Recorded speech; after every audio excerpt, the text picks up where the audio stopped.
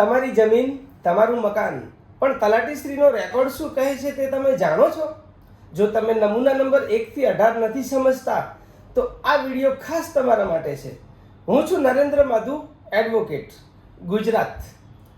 ગામ નમૂના નંબર 1 થી 18 એ ખૂબ જ જરૂરી અને અગત્યના નમૂનાઓ છે. સૌ પ્રથમ આપણે સમજીએ સરળ ભાષામાં તો ગામ નમૂના નંબર 1, જેને આકારબંધ, કાયમ ખરડો અથવા વગડા પ્રત તરીકે ઓળખવામાં આવે છે, જે ગામની તમામે તમામ જમીનોનો એક જ જગ્યાનો હિસાબ છે. ગામ નમૂના નંબર 2 એટલે ખેતી સિવાયની ઉપજનું પત્રક, જેમાં ખેતી સિવાયની જે ઉપજ હોય બિનખેતી ઔદ્યોગિકની, તેની નોંધ કરવામાં આવે છે.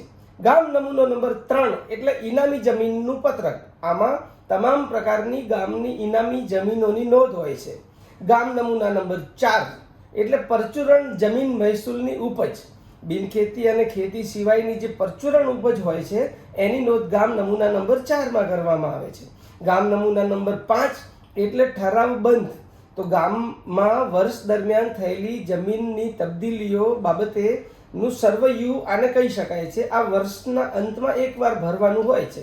ગામ નમૂનો નંબર 6 એટલે હક્કપત્રક, કોઈ પણ પ્રકારનું જમીનમાં ગિફ્ટ ડીડ, વારસાઈ, વેચાણ, લોન, મોર્ગેજ થાય એ તમામની નોંધ આ ગામ નમૂના નંબર 6માં કરવામાં આવે છે. ગામ નમૂનો નંબર 7 એ જમીનનું ખાતું છે. જમીનનો કોઈ પણ ટુકડો હોય એની વિગત, એના ખાતેદારની વિગત, એની આકારની વિગત ગામ નમૂના નંબર 7માં હોય છે.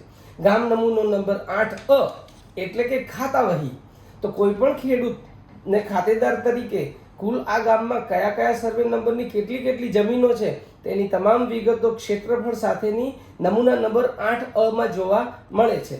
ગામ નમૂના નંબર 8બ તો કોઈ પણ ખાતેદાર પાસે વર્ષ દરમિયાન લેણી થતી મહેસૂલની રકમ, એની જમા આવેલી રકમ અને બાકી રકમનો હિસાબ એ ગામ નમૂના નંબર 8બમાં હોય છે. ગામ નમૂના નંબર 9 એટલે કે પહોંચ, તલાટી પાસે કોઈ પણ પ્રકારના લીગલ નાણાં જમા કરાવીએ ત્યારે જે પાવતી આપે છે એ ગામ નમૂના નંબર 9 છે.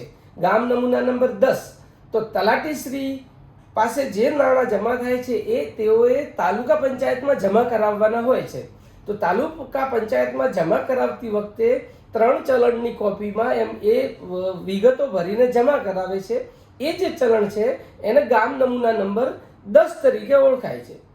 બાકીના ગામ નમૂના નંબર 11 થી 18 એમાં પણ ઘણા બધા સિક્રેટ છે, જે ખેડૂત, જમીન માલિક અને ખરીદનાર માટે ખૂબ જ જરૂરી છે.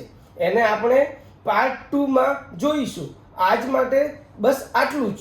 જો તમને આજની માહિતી ઉપયોગી લાગી હોય તો તમે જરૂરથી કોમેન્ટમાં જણાવશો કે કયા નમૂના વિશે ડીપમાં તમે સૌપ્રથમ વિડીયો જોવા ઈચ્છો છો. ફરીથી મળીશું. Thank you very much.